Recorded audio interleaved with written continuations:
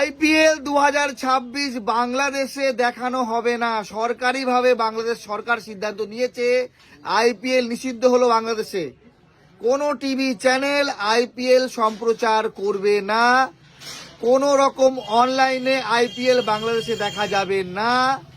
কারণ কি, মুস্তাফিজুর রহমান সহ বাংলাদেশ ক্রিকেট এবং জনগণকে অপমান করা হয়েছে। মুস্তাফিজুর রহমানকে কেনার পর তাকে নিষিদ্ধ করার জন্য।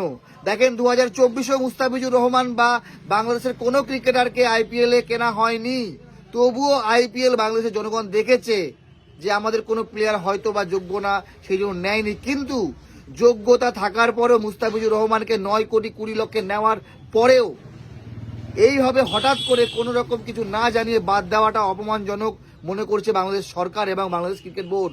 সেই জন্য এই কড়া পদক্ষেপ। আমি মনে করি এতে বাংলাদেশের জনগণ হয়তো আইপিএল দেখবে না বা দেখার কোনো ইন্টারেস্টও নেই, কিন্তু লস হলো আইপিএল এর।